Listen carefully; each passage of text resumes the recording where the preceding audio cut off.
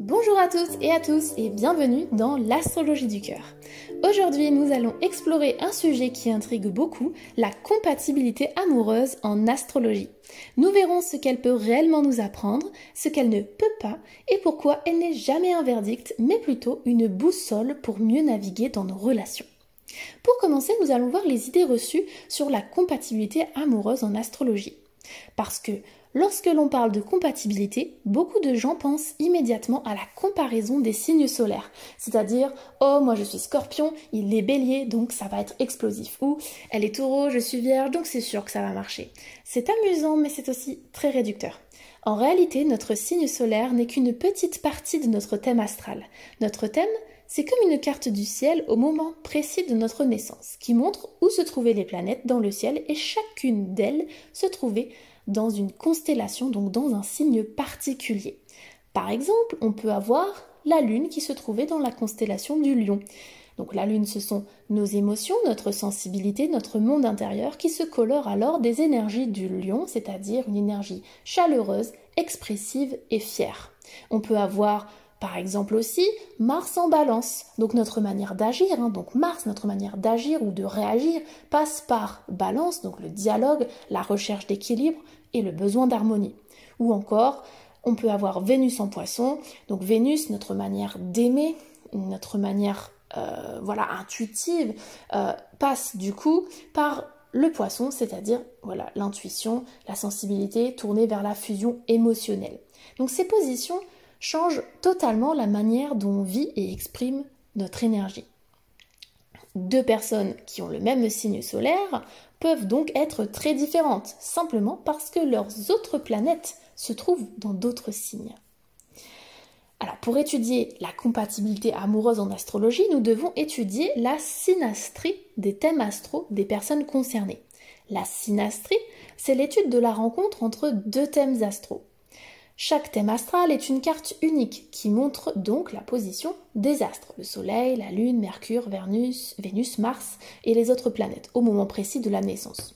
Quand deux personnes se rencontrent, leurs cartes se superposent et leurs énergies s'interpénètrent. On peut alors observer des aspects harmonieux qui favorisent l'attirance, la compréhension, la complicité. Donc les aspects, c'est la rencontre de deux énergies. On peut aussi avoir des aspects plus tendus qui créent des défis, des tensions, mais aussi des opportunités de croissance. La synastrie n'est pas une prédiction, elle décrit un potentiel. Ce potentiel peut s'activer ou non en fonction de nombreux facteurs. Et c'est là que l'on peut voir ce que la compatibilité peut et ne peut pas dire. La compatibilité astrologique, c'est un indicateur, une carte du potentiel relationnel. Elle nous renseigne sur les zones de fluidité et de complicité et les zones de tension et de défi. Mais, encore une fois, c'est un potentiel, pas une certitude. Comment ce potentiel se manifeste dépend de nombreux facteurs, dont l'histoire personnelle et le travail intérieur de chacun, l'âge, la maturité émotionnelle, le contexte de vie, jusqu'à même l'attirance physique ou non, ou autre forme de connexion. C'est pourquoi on ne peut pas se baser uniquement sur la synastrie pour dire si une relation peut fonctionner ou pas. On doit replacer ces dynamiques dans un contexte. Qui sont les personnes aujourd'hui? Où en sont-elles dans leur chemin de vie? Quelles sont leurs envies, leurs limites? La synastrie sert à mieux comprendre nos réactions et celles de l'autre pour avancer en conscience. La synastrie, c'est donc une boussole pour naviguer dans l'amour. Elle nous aide à naviguer dans des eaux parfois tumultueuses de nos relations, car elle permet de comprendre pourquoi certaines situations se répètent, voir que les tensions ne sont pas des échecs mais des opportunités de croissance. Elle nous permet aussi de dépasser la personnalisation des conflits en voyant les dynamiques énergétiques qui se jouent. On peut donc utiliser la synastrie pour prendre conscience que nos relations sont des miroirs qui nous montrent nos zones d'ombre et nos forces, et surtout que nous avons toujours la liberté de choisir comment réagir. Je vais vous donner quelques exemples de forces et de défis dans une synastrie. Certains aspects dans une synastrie peuvent soutenir la relation. Par exemple, on peut avoir Jupiter en aspect, donc aspect c'est une rencontre, donc Jupiter en aspect, donc en rencontre harmonieux à la Lune, qui peut apporter donc une belle énergie de soutien, d'expansion et d'optimisme. On peut avoir Vénus en bon aspect à Mars. Donc le Vénus d'une personne qui est en bon aspect, donc en bonne rencontre, avec le Mars de l'autre personne, ce qui va favoriser la passion, l'attirance et la complicité. À l'inverse, certains aspects comme les carrés peuvent provoquer des tensions. Donc un carré, c'est lorsque l'on superpose les deux cartes, ça va être un angle de 90 degrés entre deux planètes, ce qui est donc souvent un angle qui va être source de défis. On va par exemple avoir Mars qui est carré en Lune, donc le Mars d'une personne qui fait un angle de 90 degrés avec la Lune d'une autre personne par rapport à leur placement, et ça va déclencher des réactions émotionnelles intenses, parfois difficiles à gérer. Mais ces défis sont aussi des occasions de travail sur soi et de croissance mutuelle. Ce n'est pas parce que vous allez avoir un carré avec votre partenaire, ou plusieurs même, que c'est voué à l'échec. Ça indique seulement qu'il va y avoir certains défis à dépasser et qui peuvent être des défis qui vont permettre d'aller encore plus profondément dans la découverte de vous-même, le travail sur vous-même et surtout d'aller encore plus profondément dans votre relation, dans vos émotions et dans l'amour partagé. Donc pourquoi il n'y a pas de mauvaise compatibilité ? Même avec beaucoup de tension, une relation peut être belle si les deux personnes ont conscience de ces dynamiques. C'est vraiment la conscience qui fait la différence. Les tensions sont souvent des miroirs, elles nous montrent nos blessures, nos zones d'ombre, nos réactions automatiques. Et surtout, elles ne sont pas personnelles. Point vraiment très important. Ce n'est pas la faute de l'autre si on ressent telle ou telle émotion. C'est la rencontre de nos énergies qui provoque ça, souvent de manière inconsciente. Quand on comprend ça, on arrête de chercher un coupable et on commence à utiliser cette information pour avancer. Donc la compatibilité, c'est un chemin de développement personnel.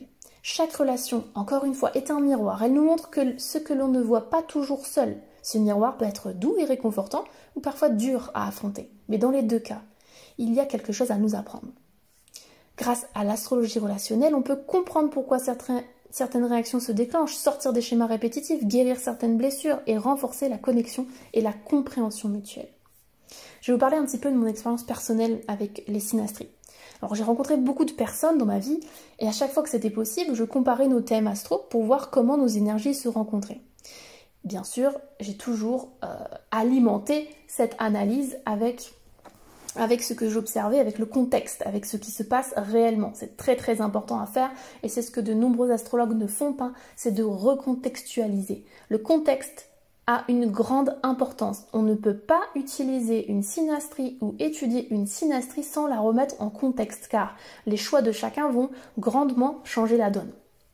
Donc il m'est arrivé de rencontrer des personnes, par exemple, avec qui la compatibilité astrologique était sur le papier la plus forte possible. Ça aurait dû être idyllique. Ça aurait dû être une rencontre d'énergie passionnelle, puissante, presque idéale. Et pourtant, dans la réalité, ça ne se passait pas du tout comme ça. Cela m'a appris que parfois, ces énergies restent en potentiel. Elles restent en potentiel et donc ne sont pas activées. Et cela peut être lié à des choses toutes simples, comme simplement l'attirance physique. Si une personne ne vous attire pas physiquement, même si vous avez une compatibilité extrêmement forte, eh bien ce potentiel ne va pas être activé parce que, étant donné qu'il n'y a pas d'attirance physique, vous allez avoir du mal à aller plus facilement vers cette personne-là parce qu'elle ne correspond pas à ce que vous aimeriez voilà, pour vous attirer tout simplement. Donc, à l'attirance physique, ça peut être aussi lié au moment de la vie, au timing ou à d'autres facteurs variés, donc qui montrent encore une fois que le contexte est primordial. A l'inverse, j'ai vu des relations très belles naître avec des compatibilités moyennes simplement parce que la connexion humaine, émotionnelle ou physique était bien là. Donc l'âge, les expériences, le travail personnel sont donc essentiels pour activer le potentiel ou pas. Ils permettent parfois de désamorcer des tensions qui auraient pu être importantes ou au contraire de révéler des harmonies cachées. Le contexte est vraiment primordial. Par exemple, selon l'âge, il y a peut-être, quand on regarde une synastrie, des tensions qui auraient pu être là 10 ans auparavant, si la rencontre s'était passée 10 ans auparavant, mais étant donné que chacun a déjà travaillé sur ces problèmes-là, sur ces zones d'ombre, eh bien, ça n'impacte pas la relation aujourd'hui. Donc voilà, c'est un autre exemple qui montre à quel point le contexte est primordial.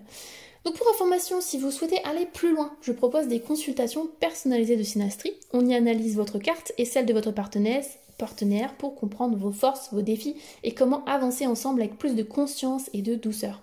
Vous trouverez toutes les informations et le lien de contact dans la description. Pour conclure, l'astrologie relationnelle ne dicte pas le destin, elle éclaire. Elle nous donne des clés pour mieux nous comprendre, pour accueillir l'autre avec ses forces et ses fragilités.